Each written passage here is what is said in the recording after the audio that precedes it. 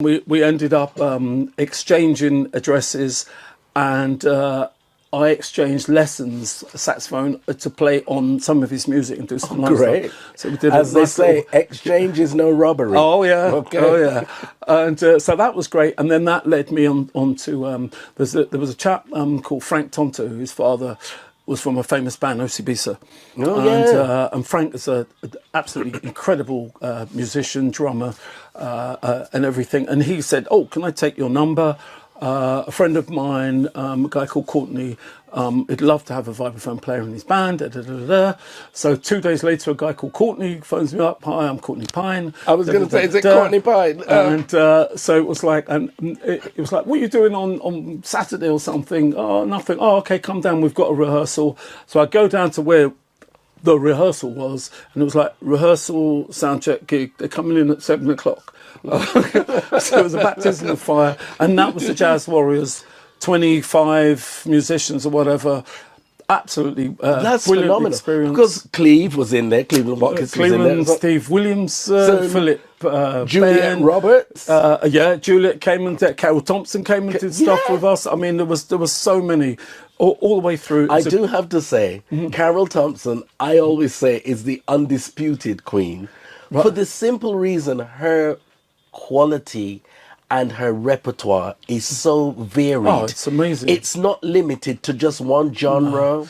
No, she loves the joy of singing. Yeah, she can fling down a jazz set. Yes. She can do a reggae set. Yeah. It's so varied. But I think that's a strength. That quite a few that came through that period, because we were so into music. I used to say that it was kind of like our shield. It was like our shield. This is your superpower, that you listen to everything. Yeah, you're 360. You're not just. And I into think one those musicians from back then did have the same kind of baptism of music that we did. Yeah, you can't pretend that you didn't listen to Radio 1, Steve Wright, and Tony Blackburn and David Hamilton, because that's all you had. Radio, you were doing, so you had that thing of knowing about David Gates and Bread, and you had it all. You had it all. So we were really seasoned with versatility, should we say? Absolutely. So I did that first, obviously, concert.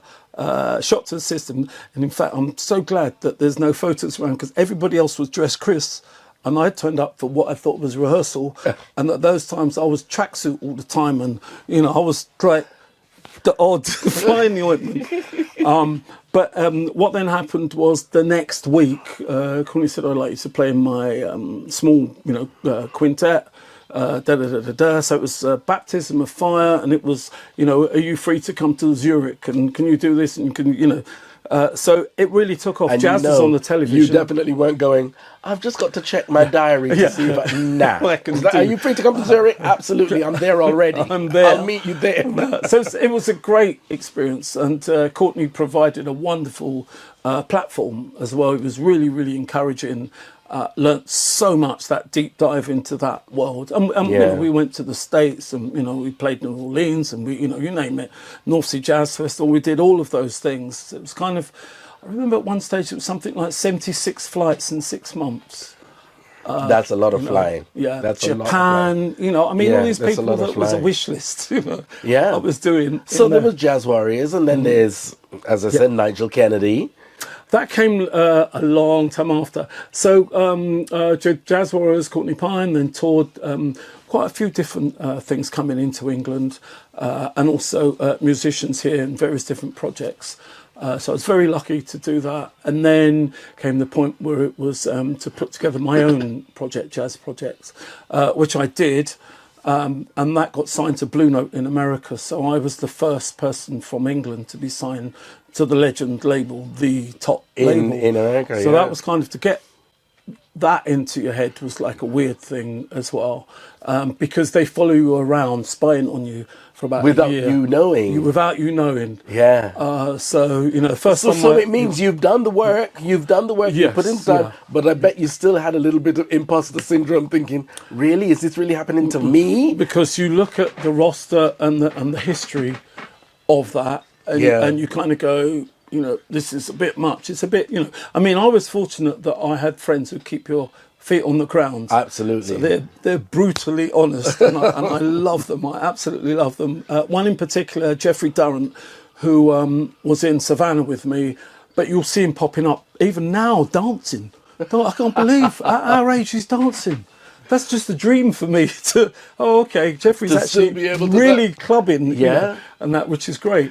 And but he also became a lyricist and did a lot of different things, and he was very encouraging, and some other friends as well, who kind of keep your feet on the ground. It's very important to be grounded, and because you can lose all of that. you can lose it because Yeah. there's some strange things out there and some strange worlds out there, as we know. And so I was fortunate to record 2 albums and 2 EPs on Blue Note, and then be on compilations, but tour the world again, doing Montreux and all kinds of other things. And at the same time, came writing for theatre, writing for film, writing for television. I got into a whole other thing, soundtracks, all sorts of things. Contemporary dance, which I love. That's what the whole journey is supposed to be. It's supposed to be about growth. It's not to be about stagnating in the same position. It's you just keep doing new things and learning new skills. Yeah, and in fact, funnily enough, I was talking about this the other day to another student, in that I was fortunate to speak to someone who became a mentor called Lester Bowie. He was from something called the Art Ensemble of Chicago. Right. He's very influential, amazing person. And I remember speaking to him and saying, every time you come to England, you're doing something different. And he said, that's why you come to see me. Learn something, young man. Indeed. And you took that on. I was like, what? He said, yeah. Okay, we have got a commercial break and one more from Roy Ayers and a little bit more from Orphy, and then I have to let him go, I'm afraid. See you after the break. One of the hottest dance tracks from Roy Ayers, Running Away. And if you see Orphy is in here just dancing up himself. Absolutely. This is it. This is the music of life. Well, I mean, your show of the, Roy Ayers tribute is phenomenal. It really is. Thank and you. as I said, it would be about 4 hours long because there's so much. There's no venue. You'd have to do that at a festival over days. Yeah. It's true, actually. Day 1 is, day 2 is, day 3. Yeah, 'Cause different there's just periods so of much. his life going through. Because when you look at somebody of that stature, you try to cherry pick, obviously, because they've done some great things. So you're very fortunate you can cherry pick some great things. Absolutely. But at the same time, you'd like to give a broad spectrum of their work. Roy's has got music for days. Absolutely. But you know what? We're going to cut Roy now, and we're going to focus on Orphy and Orphy's music. Yes, we are. Oh dear. Okay. Where would you like to go? We're going with Savanna. Savanna. Okay. Yeah. Now, I just have to interrupt to say that this is one of my producer's favorite tracks. When he saw this in the log, he was like, I can't believe you know this tune. This is Orphy Robinson. Savanna. I mean, there were 4 of us. We went through different kind of things growing to build into this sound and band. We got together at skating. It was actually skaters. We were skaters. And then we would go clubbing and we'd be hanging out and da-da-da-da. And I think it was seeing Light of the World come to the fore, seeing Kenny and everyone. Now, one of Kenny's younger brothers was at school with me. Right. So that was one thing. I remember him saying, my brother can play. But I wasn't really paying much attention. Then later on, I got to hear Kenny and meet Kenny, and the energy is just wonderful. Him and Baps. Baps I used to see, because Baps was an athlete. Right. Back in the day. He was quite a fast 100-metre runner. So a lot of us that were into that as well were, it was like, there's that brother there again. I didn't know he played sax. And it's like, and that's how Savanna came together. So it was seeing those people. Yeah. Then realising Central Line, the other bands that were coming through at that time. One of my favourite was Mirage. Yes. Yeah, Mirage. They were just the bee's knees live. live. They were incredible. Mirage, yeah, remember that? I got a 12-inch of theirs on an orange label. Yeah. Orange disc, not label. Right. Orange disc. Yeah, they had Summer Groove or something. Summer Groove. Yeah, that's right. With As From Now on the B-side, a great song. And the two brothers, Maurice Michael and Bernie Michaels, fantastic, absolutely amazing musicians as well as singers. So we were inspired by a lot of these kind of bands as we were coming through. We also have the examples of people like Eddie Grant, who we would see in Stoke Newington and Dalston and all that, going through there as well. And then hearing the reggae groups, obviously the love, you know, we're all around Lovers Rock. Yeah, but this sound of Savanna, I'll be honest with you, at the time, because I think it was 81 or... It was 81. Yeah, there we go.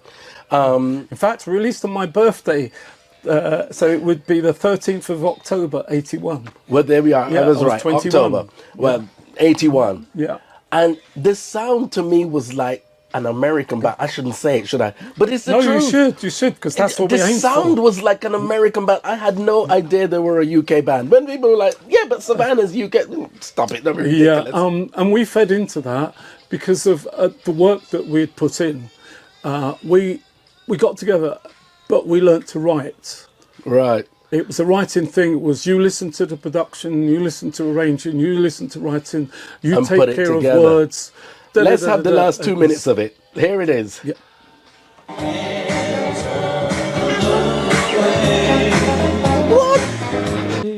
What a bad tune. Oh. Yeah, it always... it's one of those things, when I first went to Japan, with Courtney, somebody came up and I thought they were going to talk about jazz, and they started talking about this. And I'm like, how do you know that? Absolutely. And, you know, there were other places in the world where the same thing happened. This, and then there's a whole thing to do with the second tune, because I Can't Let You Go. Never Let You Go. Never Let You Go. Because the guitar thing, they all go, oh, it's George Benson. No, that was the lead singer. He played that. Yeah, he could sing and scat and all of that. But it was, for all of us, it was a great learning environment, all of that. Absolutely. We put in a lot of work, but it wasn't backed up by the record company. All right. So we'd actually written an album, and these weren't the two strongest tunes. Yeah. So where are the tunes? Yeah. they exist in another world called cassette. Different little sounds. Well, I don't know what you're talking about. What's a cassette? How does it work? Well, I've heard it was like this little piece of kind of film-looking things in a little box. I can't even say I've heard the name, oblong to be box. honest. Cassette. Can't even say I've heard the name. Yes, just go with it, guys, because I can see you all screwing your faces up on air, because I said I do not know what a cassette is. Okay, just go with it. I think the only ever time anyone heard any other music from us, there were two pieces that were done on the Peter Powell show. Okay. On radio. Already. So that will exist in the BBC archives and that.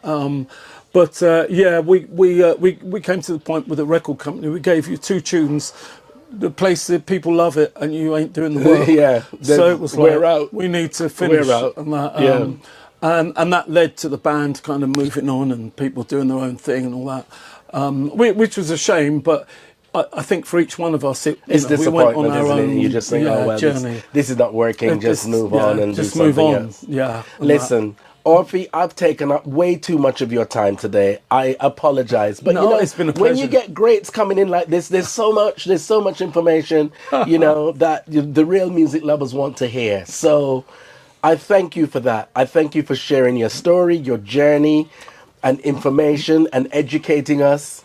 We are really grateful, and we appreciate that. And so where can we find you next? What's the next Orphy That's a project? good question, actually. I'm doing the Philly thing, which is in, I'm having palpitations here, palpitations.